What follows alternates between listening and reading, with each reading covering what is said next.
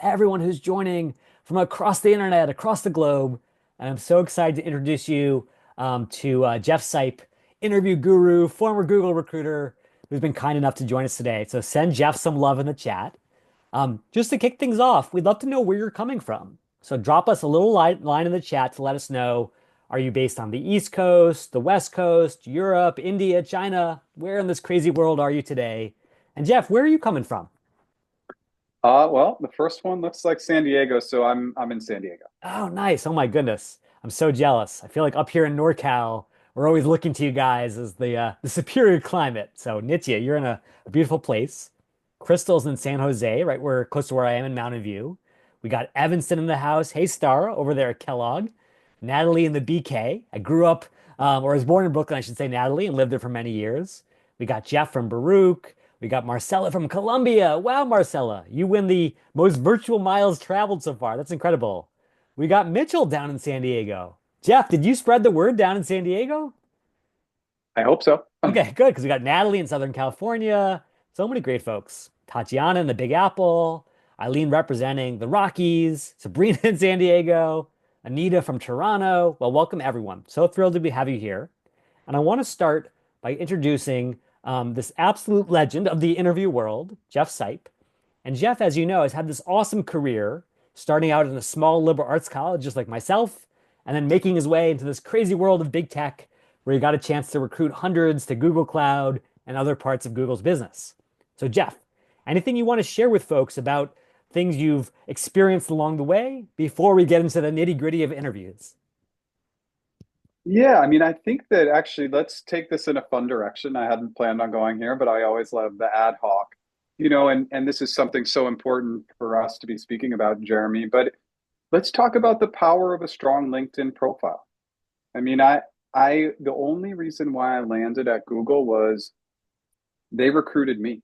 And Oh, they interesting. recruited me because I had a good LinkedIn profile. And it's a huge opportunity always to just remind ourselves that the power of a great profile can do so many great things for you. And it's not a huge time commitment.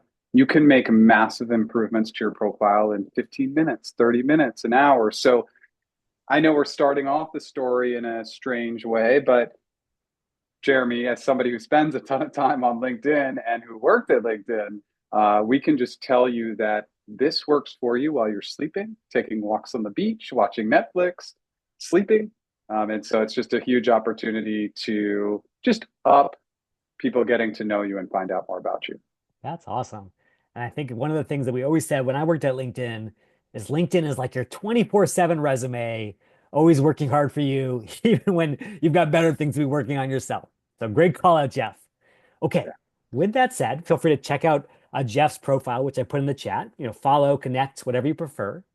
In addition, as you know from probably going to other of my webinars, these are not your typical PowerPoint sessions. Bullet points, bullet points, bullet points. No way. We are going to get down to the really good stuff, and we're going to make it super interactive along the way. That means pop quizzes. It means chance to volunteer for live demos. And as always, I've got a little skin in the game as well, which is that anyone who demos for us today will win a free profile makeover from yours truly. So great chance to stand out in this hectic 2025 job market.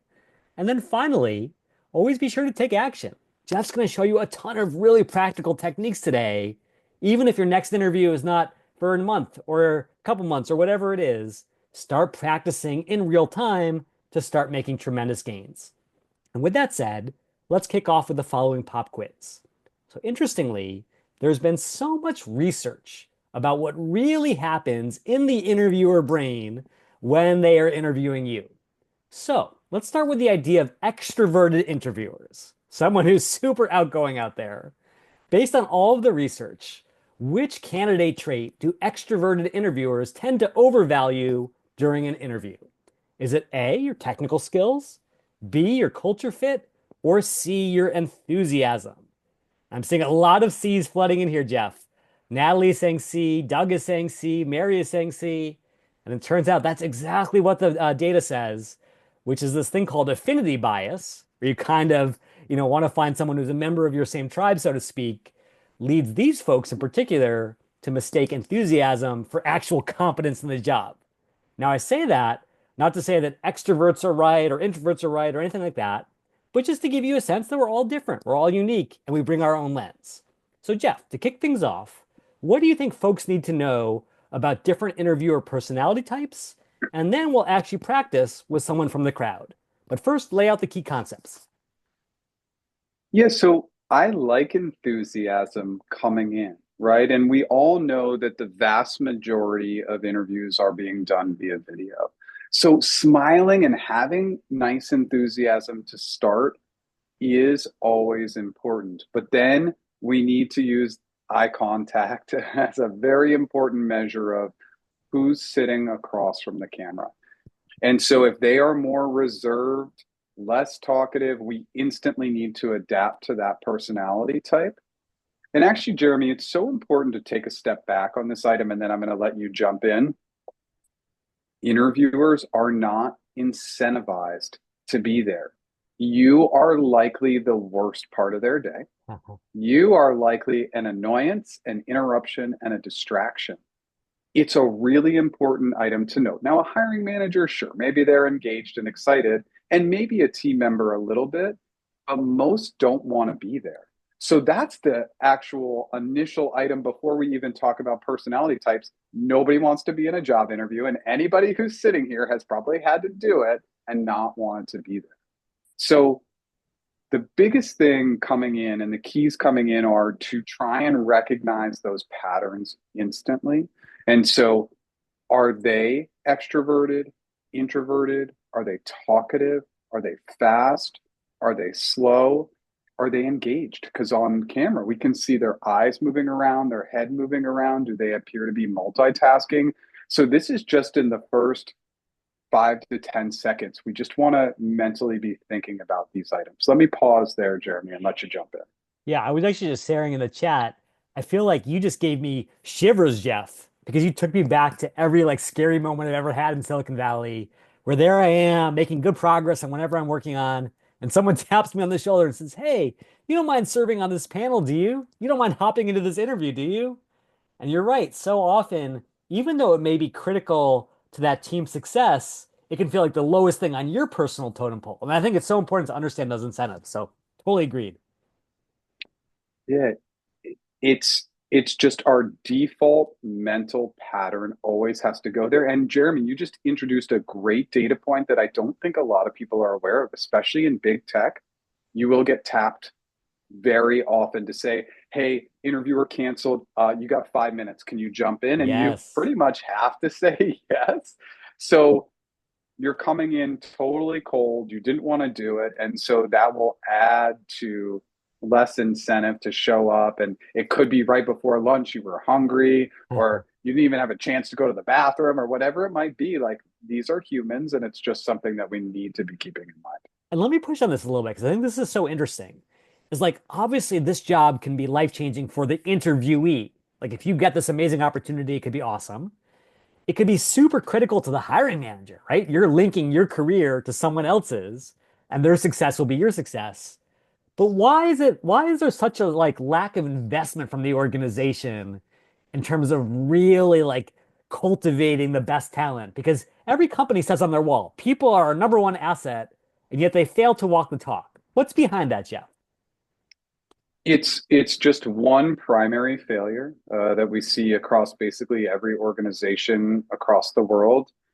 If they made candidate experience their number one default goal, everything would be so much better because then the recruiter would always be responsive.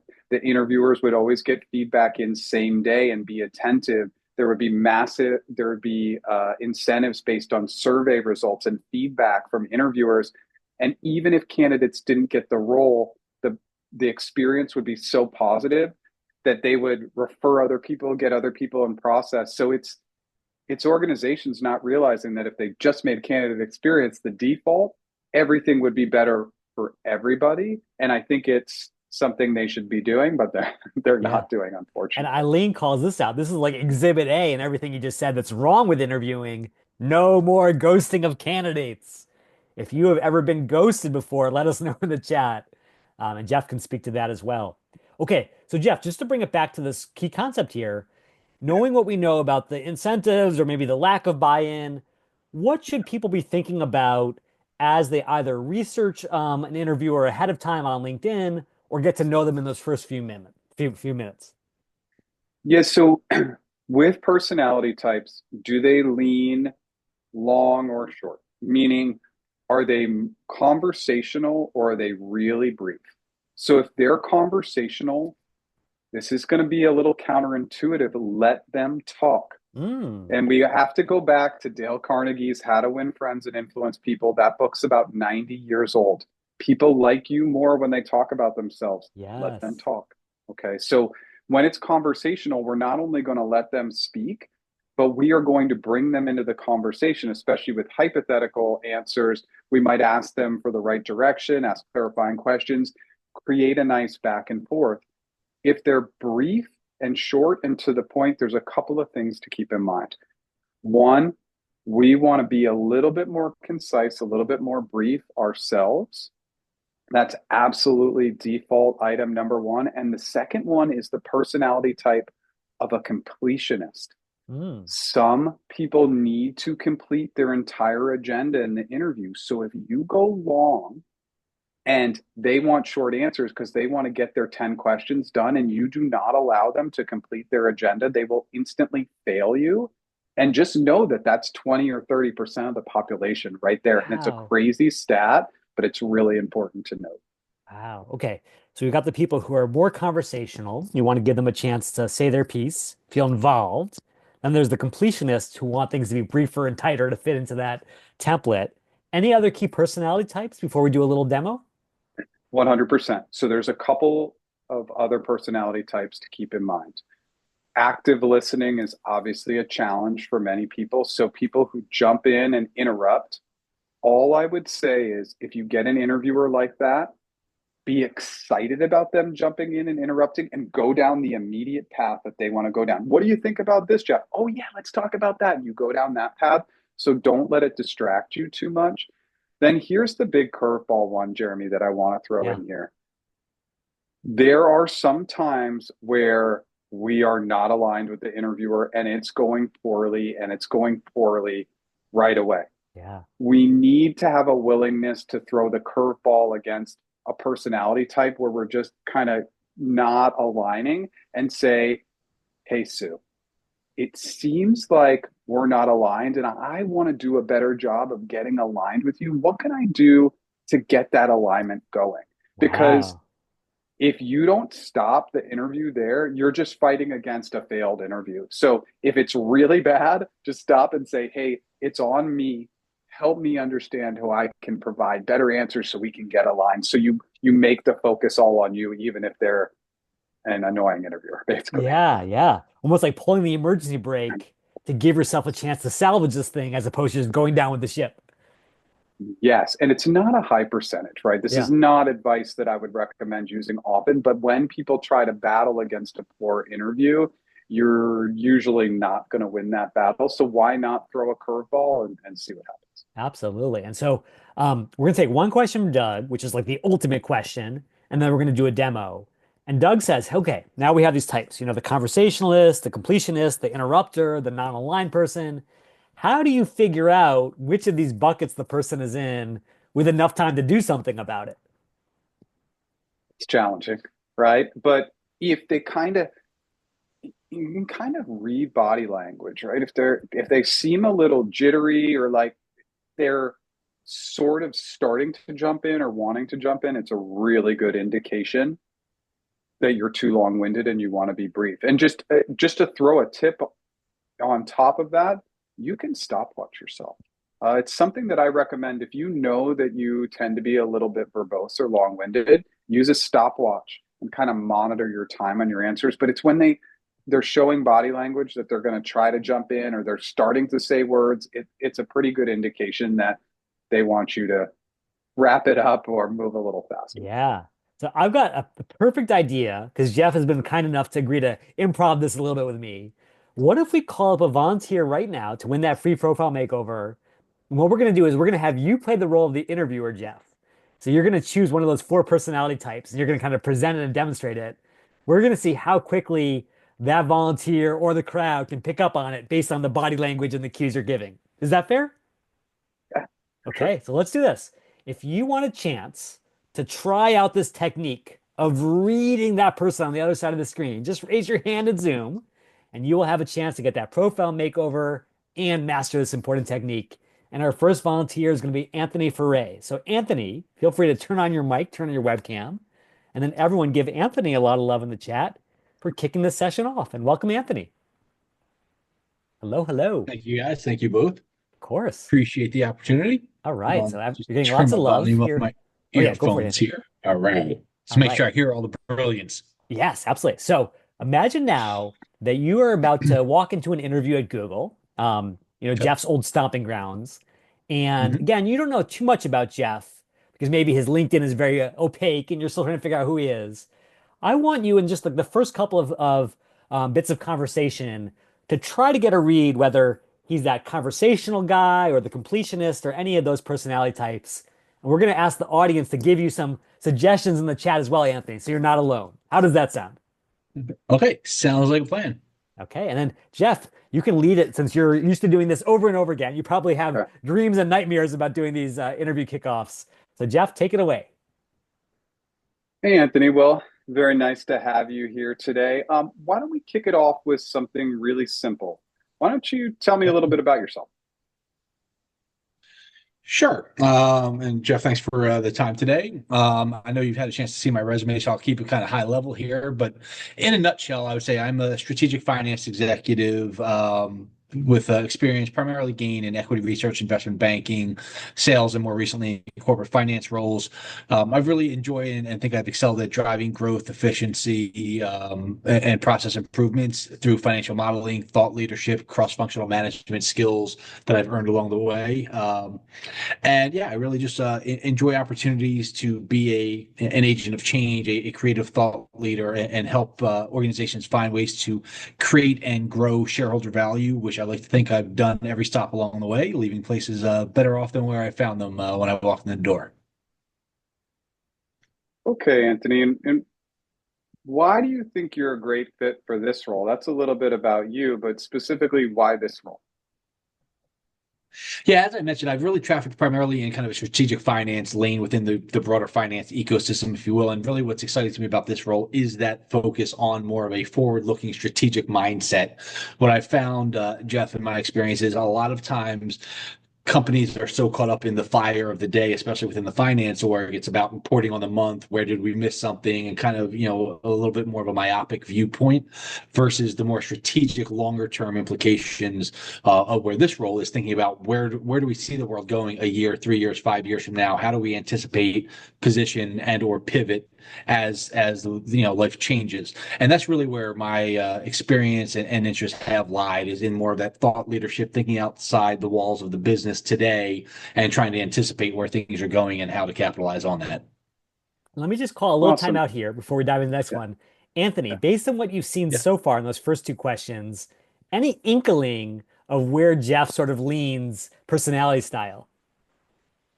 Yeah, he definitely seems to be a little bit more of an introverted, just the facts kind of approach. So, and obviously I'm trying to kind of play off of what he's asking about in order to then cater my responses to those facts that he seems to be interested in. And so would you see him as like a completionist, like he's just trying to get through this thing, or like almost a non-aligner who's like, not feeling it, not chemistry? Like where would you put him?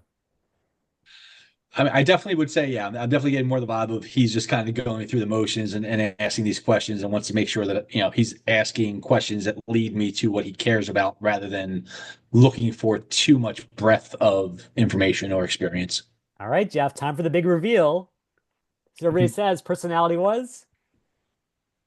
So I was actually leaning into to doing a trick, and I was trying to be more of like a hiring manager, showing active listening, Okay. actually asking a probing follow-up question.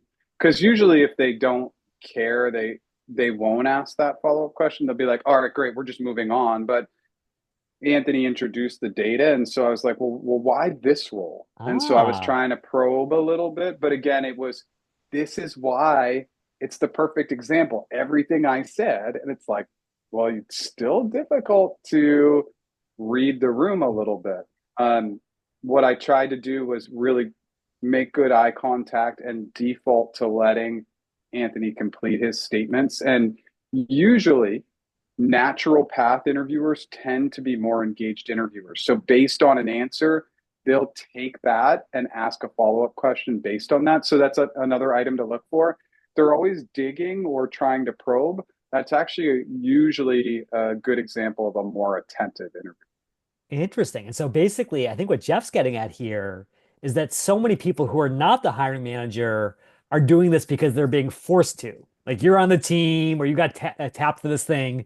So you're just going through your checklist of questions. Who cares what they say, really? Whereas if this person is going to be your future report and their success is your success, I got to really dig in, see how good you are. So that's an interesting distinction. Did you feel that on your side, Anthony? Did you get a sense of that? Excuse me. I think that yeah, I mean, I guess I would say it did feel more like conversations I've had with hiring managers because he was asking specifics about the role, whereas I think that my experience has been 10 HR reps, for example, aren't as knowledgeable about the day to day and nuances of the role, so they don't tend to get into that level of depth. So yeah, so I definitely got that kind of hiring manager perspective, and I definitely felt that he was. I mean, again, we were obviously making this up on the fly, but the fact that he asked a question about this non-existing role, right? He left the ball in my court to explain why my interest was there. So I definitely got the sense he was probing and he was looking for my rationale rather than just checking boxes to hear the right keyword as well. So Okay. I don't know if that answers Yeah. your question, Well, Jeremy, no, but no. that was the I think vibe I this is got. really powerful because at first I interpreted it as disinterest. Like he didn't seem to be showing a lot of like body language or emotion or whatever. And yet, what Jeff was pointing out is that he was deeply interested because he cared enough to ask, which tells you we can't actually read too much into the body language because it may be just a personality thing. So, such an interesting Yeah. point.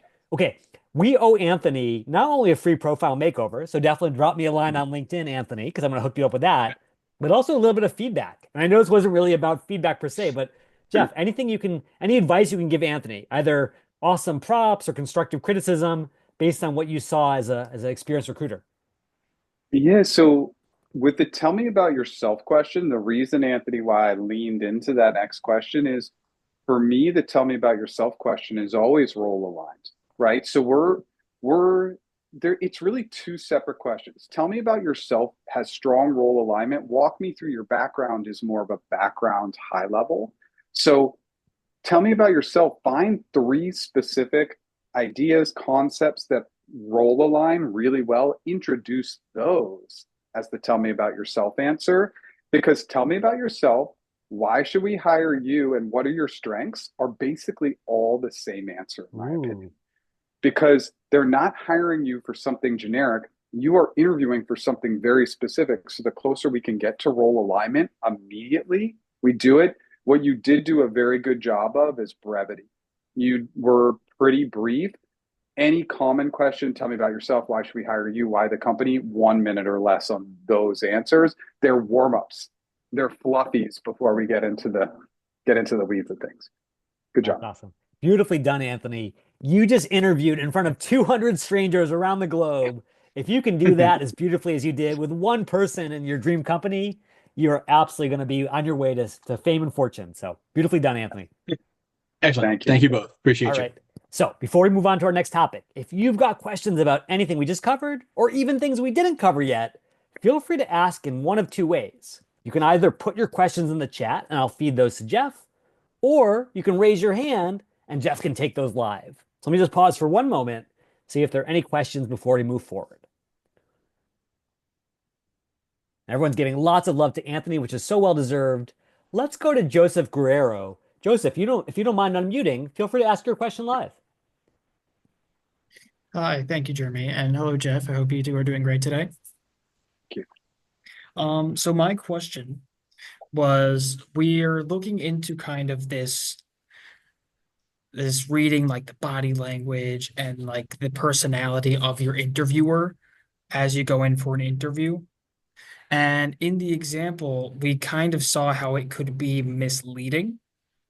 So how are you able to kind of see past what might be like a misleading interview and like interview persona? Like, how are you able to accurately depict your reading of your interviewer or hiring manager? Yeah, and I would just say, Joseph, like at that point, if you can't read it, you take back all the control and you just focus in on giving great answers. And then you'll adapt and adjust over time. It was really hard to read me because it was early on, too. Sometimes the cues are there in the beginning, sometimes they're not. But the thing we can control is great answers. That's the only thing we can control, right? So if you can't read them, just focus in on going back to your practice and prep and taking all those steps because there are going to be people like me, and I'm intentionally tough to read. I do that on purpose. I don't want to give away anything. And so you will get interviewers like me. Wow, the poker face. Yes. Thank you. Amazing question, Joseph. I know a lot of people had that on their Great minds, so question. thank you for asking that. All right, let's go next to Keenan. Keenan, what's on your mind? Let's see. Now that I finally got the unmute button working. Thank you, Jeff. So I recently had an interview experience where it was difficult for me to keep an interview conversational when the interviewers were following a script that doesn't leave a whole lot of room for discussion and conversation. How can I keep the interview discussion based rather than having it feel more like a test or a presentation where they're asking me questions or telling me to demonstrate some concept and inviting that discussion that can keep the conversation two ways. Yeah. So one of the best tips and tricks. Now, sometimes we're just not going to be able to do that, right? They are not going to play. But one of the biggest challenges I see is when people, especially when it is more on the hypothetical side, thought process, and it should be more conversational, they answer the question, they say, anything else you want to focus in on?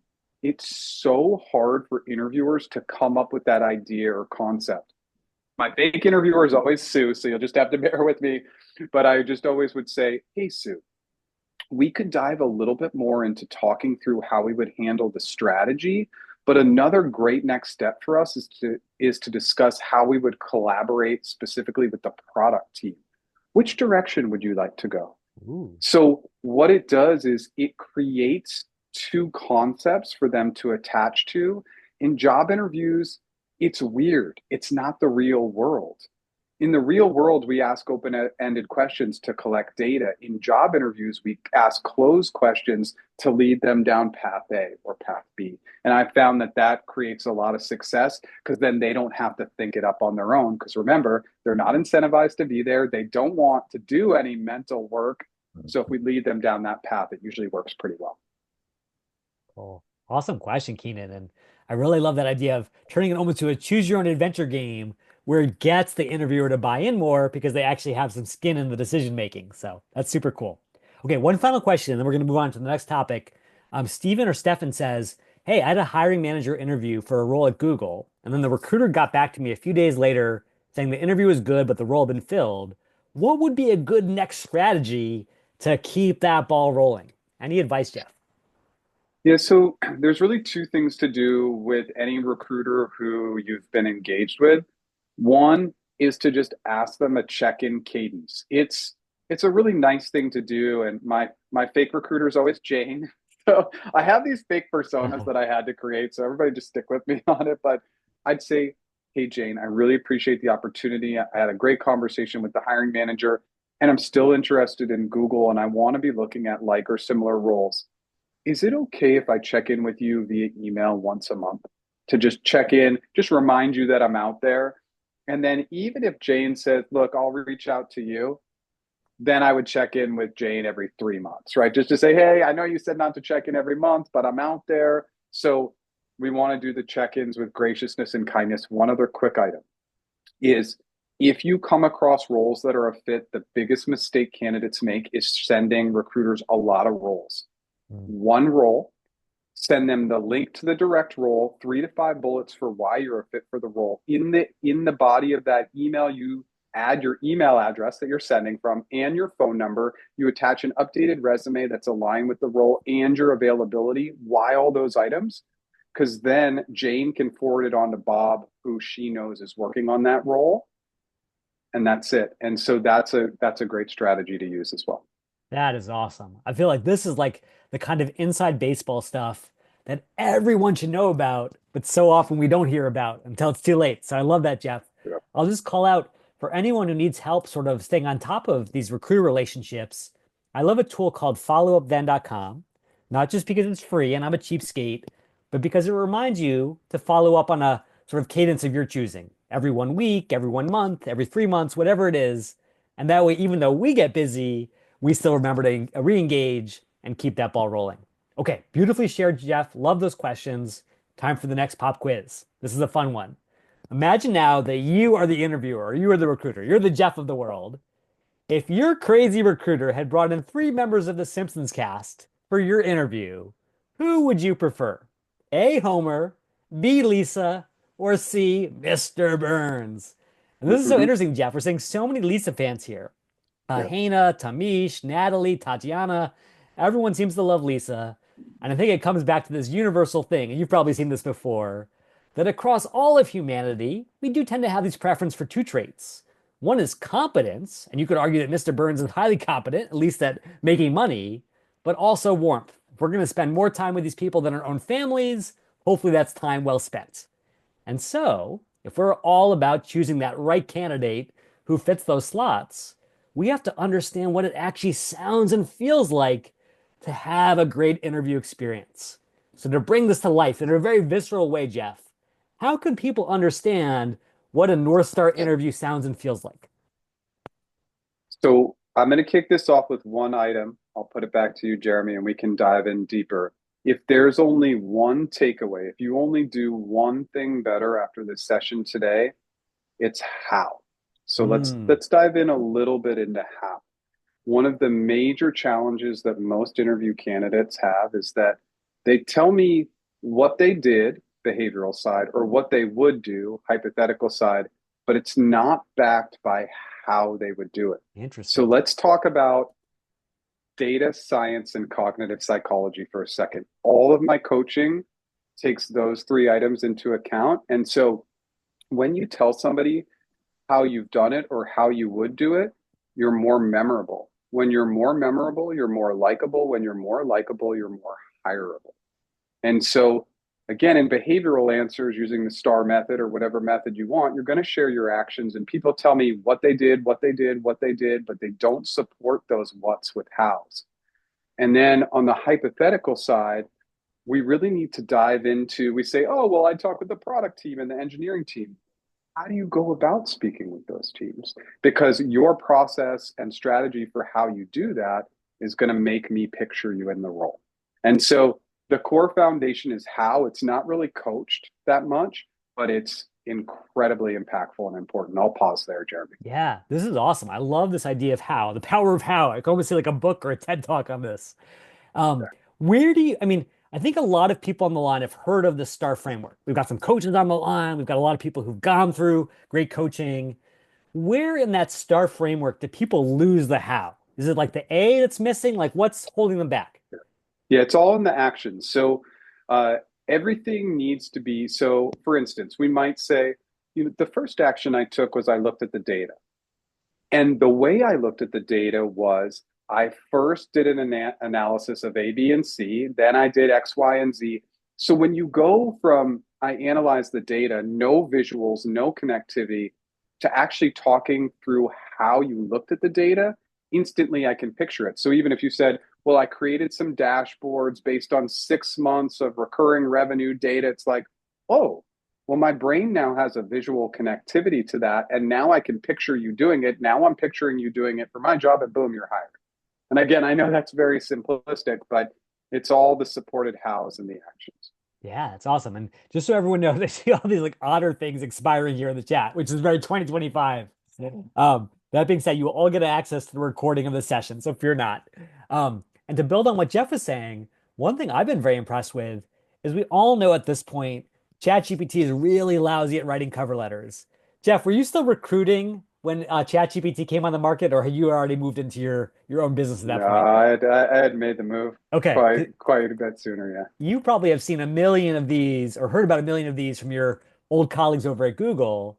Is every recruiter in the world, the bane of their existence is that same opening line. I am writing to express my interest in X role at Y company. And they just know there's no heart, there's no authenticity, there's no creativity. In other words, there is no strong candidate.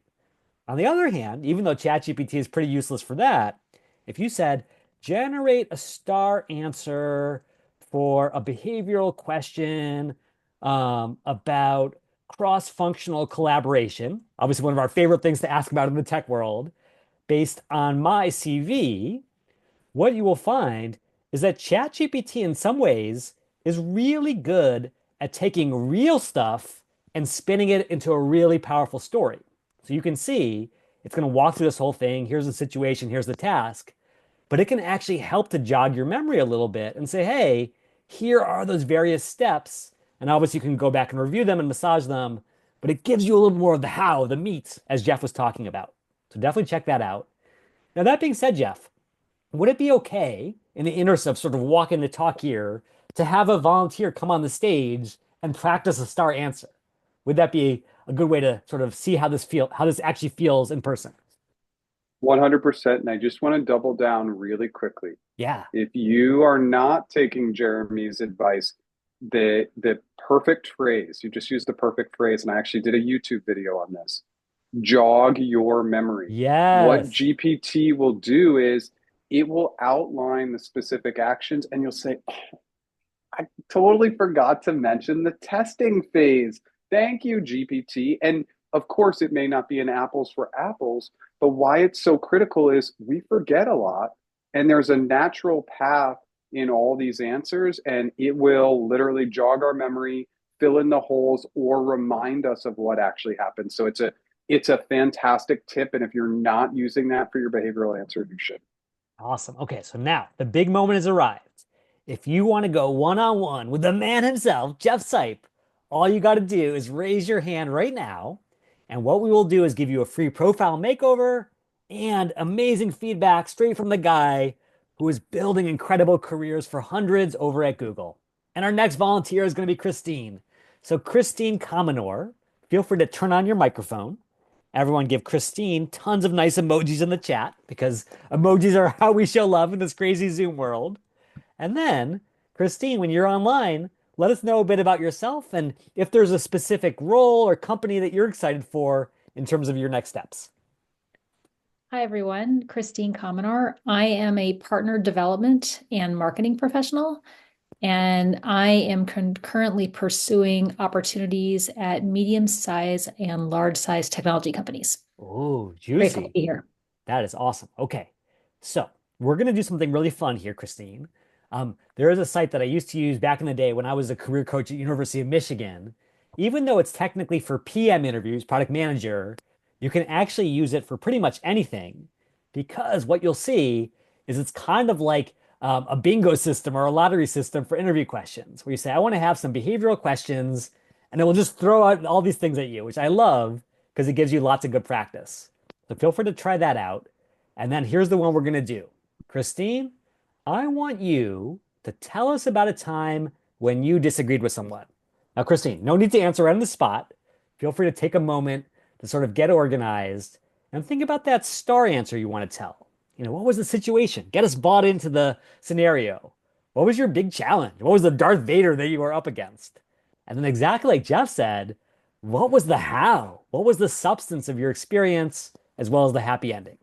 So take a moment, Christine, and then while Christine jots down her notes, I want everyone to do the same thing.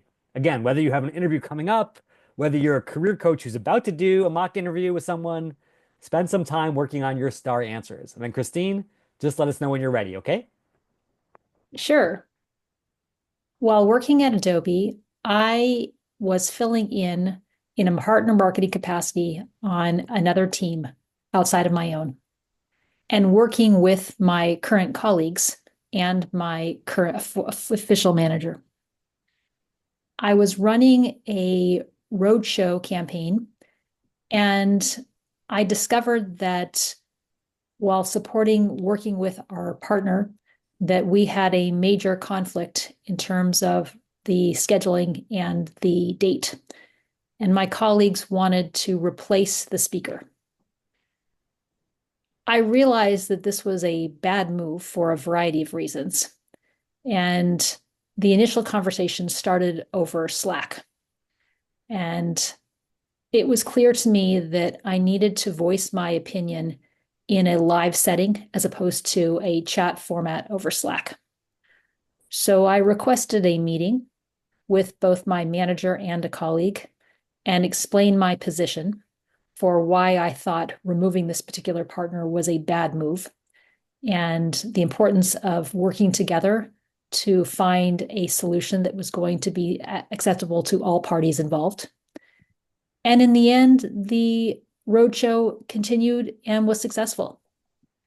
And I think the lesson here is that if you feel strongly about something, find a way to highlight why and make sure that those recognize the value of cross-team collaboration and make sure that all people can be heard. Felt very strongly about that. And then Jeff, do you want to dig in a little bit, so ask some follow-up questions, or do you want to give immediate feedback? Yeah, let's go right to feedback. So let's kind of take a fun approach to this because we're here to have fun, right? So when you think about your behavioral answers, think about them like a classic American sandwich. Top slice of bread is the situation and task. The middle, meat, veggies, both, whatever you like in the middle, and then the bottom slice is the results. So what did we get in this answer? And just want to give you transparent and candid feedback. We got a big bulky roll. We got half a slice of lettuce, half a slice of turkey, and then a slice of bread on the bottom. What do I mean by that, Christine? Yeah. The actions need to be more robust. This is the how. I requested a meeting, I explained myself, and boom, everything was good. Yeah. Well, how do you share data with an audience? Like, did you use visuals at all? Was it just a basic conversation? Did you get any pushback? Did you need to validate? Can you maybe tell us a little bit more about how you won them over in this meeting? And was it just one meeting? Was it multiple meetings to win them over? It was one meeting. It started with one meeting. Good feedback. I think that what needs to be embellished here is the data and the why. I felt very strongly that we needed to keep this particular partner in for a variety of reasons. They had invested in the roadshow, and that alone gives them some clout and leverage. They had a expert thought leader speaker. There are a number of other reasons, but I think that point is well taken, and thank you for the feedback. Jeremy, I'll just add one more thing. I want to be respectful of time, but the other thing, Christine, is you probably did do some data, and that's actually a first action. I want to know how you research. I want to know how you look at data. You may even have spoken to a few coworkers beforehand and say, hey, I got to push back on this. Maybe, maybe not. But the initial actions are almost always data, planning, and conversations. Then we go into the event, whether it's a conversation, whatever it might be, we execute on that conversation. And then usually there's some kind of a wrap up, like maybe there's some documentation or other things. We want to be really, really thorough in our actions. So again, they can start picturing us in the role. That's awesome. And let me just in the interest of like total candor, like you said, Jeff, and I think this is so important for all of us to hear. What's your take on the delivery? Because I feel like, that Lisa Simpson matrix kind of says, hey, it's not just about what you say, it's about how you say it. What feedback do you have for Christine there? Well, so much of the delivery is in the setup, story, and context. And so I think everything was really fine. I stopwatch you. I stopwatched your answer. I take notes. It's just the way I work. And so when you set up the delivery, remember context is key. So a mix of brevity and specificity. So you said while working at Adobe, Adobe's got a ton of street cred. Tell me your role because you're likely Yes. interviewing for a similar role. They may have not looked at your resume or background, so they don't know. So instantly you come in with street cred, and then you say I was running a roadshow. It's like, well, that doesn't roadshow campaign. That doesn't mean anything to me. Roadshow could be anything. A more specific detail there. Then I thought the rest was great. Colleagues wanted to replace a speaker. I didn't want to do it. Let me tell you about the actions I took to keep this speaker in place. So just a couple more visual details, but the first line of every answer should be street cred because Adobe is use that brand, leverage that brand. That's a huge advantage for you. Absolutely. All right. Well, Christine, I got to tell Thank you, the you. number one thing to me is that you had the guts to raise your hand to do this in the first place. I think courage is like half the battle, especially in 2025. So please drop me a line on LinkedIn. I would love to repay it in the form of a profile makeover. And thank you so much, and good luck with all that comes next. Thank you, Christine. All Thank you right. so much. Now, before we move on to our final pop quiz and our final demo, I do want to come back to a super juicy question that was asked a little bit earlier, Jeff. And that was a question all about getting interviews. Ben had said, what kind of insights can you share with us about applicant tracking systems, the fabled or dreaded ATS? It seems like we're applying against 1,000 other people today. Do keywords matter? What you studied? Anything else have any bearing on your chances of an interview? So I never answer these questions directly. I found that that is my style, and I'm not sure that that's a good style. But the best way to beat the ATS is to not apply. And I know that that's easier said than done. Everybody tells you get referred, network, but the reality is that if you're applying in today's world, I'm going to put it at a 3% chance. So let's just quickly run through the numbers really quickly. 50% are recruited or sourced, period. So that's half the roles are gone. 20% are internal transfers. 70% of the roles are gone.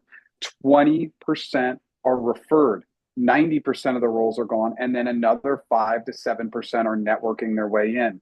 So if you statistically think about applying, it's a 3% chance, Wow. way more applicants. So stop applying. The dreaded ATS is something you won't have to navigate if you have somebody putting your resume in front of the hiring manager. That's awesome. And then just because people are going to say, hey, that sounds amazing. How do I do that? Any tips? Is it simply like going to LinkedIn, finding someone at Google who went to your school or secondary connection, or anything even more specific to give people Yes. a sense of agency? Yeah, I have two specific LinkedIn networking tips. One is my favorite that nobody else recommends that I love, which is especially if you've spent some time in your career, LinkedIn recommendations, and not Mm, only LinkedIn recommendations prioritized for people who are working at companies you want to work at. So mm, for Christine, for example, she's worked at Adobe, so yeah, maybe she has people who are now working at Google or Meta. I would write recommendations for all those people I love, and that's a give first model. You're not asking them for anything. What do you think they're going to do? Hey, Christine, how are you? It's great to hear from you. And it's like, oh, and by the way, I saw this role at Google. Refer me now. And so that's a great sneaky trick and just a nice pay it forward, even if they don't do anything for you. The second one that I highly recommend 99% of people on LinkedIn ask for something. Be the 1% and give. So I mm, strongly recommend a small upgrade to your account. The low end personal account, it's $30 USD if you pay on a monthly basis, and you can add notes to your connection request. And I give. So Sue's a program manager at Google. I say, hey Sue, she's a second connection. I say, hey Sue, I came across this really cool article on the intersection between program management and AI. Just wanted to share this article with you. Have a great day. And I don't ask for anything. Now, it's a long strategy, and guess what? It works mm. because Sue has gotten hit up 10,000 times, and in those 10,000 messages, you're the one person who actually gave her something. Absolutely. I love that. And I do think it speaks to sort of the way that we're wired as humans, which is all about relationships and about trust. And so playing into that as opposed to playing the ATS algorithm game feels like a much better place to be. And I'll just mention for those who are curious how to do what Jeff talked about, if you were looking at everyone who works at Google, for instance, and then you went to all filters and said, show me everyone who used to be at Adobe, Sure enough, there are 1,300 ex-Adobe folks who could help you lay the groundwork for that referral inside. So bottom line, where there is a will, there is a way. Okay, I know we're running a little short on time, so I do want to get into our final pop quiz. And this is a crazy one. I'm curious to get your take on this, Jeff. What percentage of interviewers in a recent big career site study, a survey, admitted to making up their minds in the first 5 minutes? Was it A, 7%, B, 24%, or C, 49%? Everyone is saying C. Daniel, Alan, Chloe, Mary, Kadina. And that is exactly what they said. And again, I kind of italicized the word admitted because who knows what people are really doing. What's your take on this, Jeff? What's your thought about this? Is this BS or is this for real? It's actually statistically way, way higher. There was Right, that's what a I was there thinking. It's actually closer to yeah, like 90 or it, 100%. Yeah. it's 90+%. So there was a really famous case study done at the University of Toledo Mm. in I think 2000. What they did was interviewers did a 20-minute interview, and then they showed a case study group of people just the first, I think, 10 seconds of the interaction and no verbal. It was Wow. silent, just body language. And after 20 minutes, those interviewers made an assessment. And the people just watching the first 10 seconds with over a 90% accuracy rate were able to tell whether that person was going to get a higher recommendation Oh or my not. goodness. So first impressions are key. That's why it's good to come in with enthusiasm and a Right. smile. The cognitive psychology and data and science is we smile when other people smile. So at least start off that way and then adapt and adjust accordingly. But that's why having great answers to common questions, coming in attentive and excited are huge positive opportunities to make a great first impression. It's so critical. That's amazing. And I think this feeds exactly into your final point, which is that brevity matters and specificity matters, especially if you only have a handful of minutes or seconds to make that first impression. So, any big call outs here to set the stage for our demo? Yeah, so hands down, the common questions you have to use the model of the rule of three and 1 minute or less. If there are so many people who answer the tell me about yourself question in 4 or 5 minutes, you are done. The interview is over. You have wasted their time. So you have to get all those common answers. Why the company? Why should we hire you? Strengths, weaknesses, all those questions. You have to answer those in 1 minute or less. So the second piece I really want to talk about with specificity and brevity that's absolutely critical is the most common type of interview question is a behavioral question. Tell me about a time when, give me an example of. The biggest failure area for 99.9% of interviewers is that their situation and task is too long. Candidates feel like they need to tell everybody everything about the whole story. Here's what you want to do. And we'll go back to Christine's answer. So the first sentence should be street cred, your role and company, and any additional information if needed. That's one sentence. The next, the challenge area, that can always be down to 2 or 3 sentences. And then the task is usually, I was tasked with X in a timeline of 3 months. But that challenge area of being specific, creating those good visuals, so telling us what the roadshow was about, who the vendor speaker was for, etc., is critical. But 2 to 3 sentences, because what happens is it's a 2 minute situation and task, it's a 3 minute situation and task, 10 seconds of actions and then results. And it's just a story. I don't know anything about what you did or how you did it.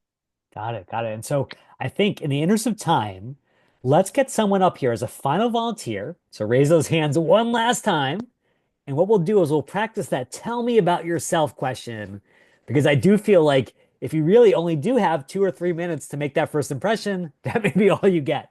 So Anusha Raturi, if you don't mind unmuting, turning on your webcam, we're going to give you that final chance in the hot seat, chance to help yourself and all of your classmates, all of your colleagues all around the globe. Welcome, Anusha. Hello, welcome. Thank you. Sorry, I Oh, wasn't sure if you could see me. Nice to yeah, meet you. Thanks so absolutely. much. Thank you so much for joining. Um, Yeah, thanks for having me. and Anusha, tell us, is there a certain kind of role or company that you're excited about for the next stage of your journey? Yeah, I'm actually kind of in a career pivot. So I'm pivoting industries as well as kind of position, but I would say generalist, kind of trying to go into tech in a chief of staff, business ops, strategy kind of a position. That's awesome. Okay, so let's set this up. Let's imagine that Jeff is like the executive recruiter over at Google. He is hiring a chief of staff for Sundar Pichai, CEO of Google. So it's Yep. got to be good. This has got to be a rock star candidate. And No again, pressure. no pressure, no pressure. Um, but because of Sundar's, busy schedule, Jeff is going to find someone fast because we got to get someone ready to rock. So what I would love for you to do, Anusha, is to tell Jeff, and Jeff will set it up here, why you're going to be a great candidate, how you're going to make that critical impression, and the answer just to the first interview question he throws your way. So, Jeff, take it away. Hey, Anusha, really nice to meet you. So let's just kick off with a common question that you're ready for. Why don't you tell me a little bit about yourself? Yeah, I would love to. So thanks so much for having me. Um, as I'm sure you've seen on my background, my on my resume, excuse me, my background is quite varied in that I have worked as a teacher on the ground. I have started my own sort of after school program in India, and then I moved into consulting after my MBA. What that has provided me is an avenue and kind of a view into what it looks like to connecting dots across different positions and really aligning those across stakeholders to make things happen. So, for example, as a teacher, I was working with 42 students in an under-resourced school in India, and we worked to pilot a behavior-based after-school mentorship program with parents to really tackle violence in the classroom. I then moved on to launch an after-school network around inclusive learning in schools, where I worked with governments and schools, kind of broadened those stakeholders, and then more recently worked as a consultant and worked with public sector as well as cross-industry clients to really drive strategy and operational efficiency. I'd say what my superpower is across all of those things is one, being able to connect with people at all different levels and really work across stakeholders, as well as really connecting those dots across functions to drive efficiency. And that's what makes me really excited about applying to this job. Ooh, Anusha. Okay, here's the moment of truth. Jeff, the former Google recruiter, what's All your right, take? let's go. Yeah. So pretty good on time, a minute and 18 seconds. So that's Okay. really good. Okay. Storytelling is obviously super powerful and impactful. I wanted you to lead with your superpower because Mm, they might cut you off. You may not get to everything. And your superpowers, again, should be that rule of three that are exactly what a chief of staff role is looking for. So, whether yeah. that's partnerships, connectivity, communication skills, prioritization, any of these areas, list those out, and then you can also back anything up. You could shorten your answer to 30 seconds and say, I'm happy to share an example of how I built something in a school in Yeah. India, or whatever you want to share, because if Yeah. they want to hear more, they're going to ask for more. And so we can always be brief and then ask the follow-up question to see if they want to dive deeper. Great. Yeah, that's helpful. Lead with the meat, so to speak, especially in those kinds of contexts or questions, excuse me. And then ask or deliver more later. Yeah, just really quickly, like when I demo my products for B2B sales, I don't take them through the full path. I go to what I think is the best part of my product and I say, we're starting here. Why? Because it's the best. And so, Mm. same sort of mental exercise I want you to go through for these types of questions. Perfect. Yep, That's that's great. awesome. That's I feel helpful. like there's Thank you. so much research, Jeff, that says people only remember the beginning and the end of stuff as well as the peak moment. Yes. Everything else is lost to the sands of time. So, Yes. Anusha, Yes. you've got so much so many superpowers, as you said, to share.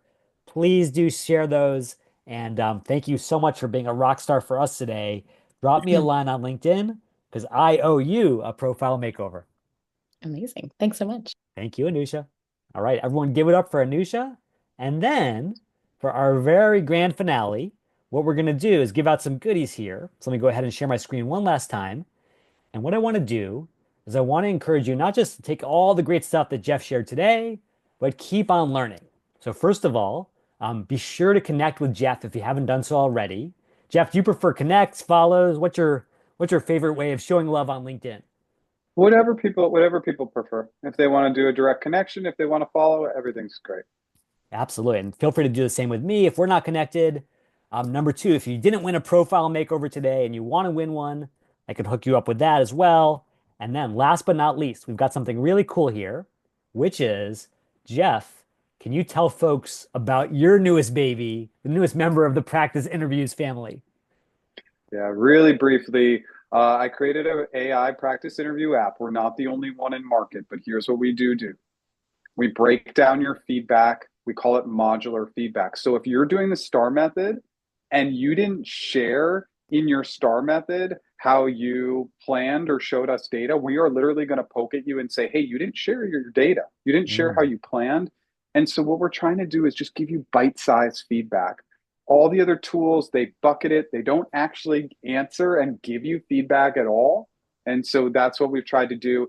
If you go to practiceinterviews.com, you can click here, or you can just go to app.practiceinterviews.com. Either way is fine. And we have a 7-day free trial right now. So there's no risk. Try it out, hop in there. And obviously, if you pay, you get more bells and whistles, but it's a great tool to just start practicing your interview skills. Thank you, Jeremy.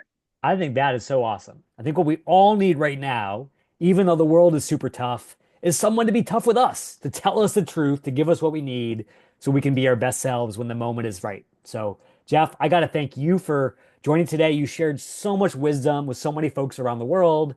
And then for everyone out there, like I know that things are really challenging, whether you're in the federal government, whether you're looking for work and opportunities, but just know that using some of these techniques, using those superpowers that you all have, thank you for sharing that, Anisha, you can absolutely go out there and do incredible things. So I encourage you all to make your own dent in the universe, and please keep on doing incredible work, not just for yourself and your family, but for the world as well. One last time, thank you so much, Jeff. Here's wishing everyone a beautiful spring.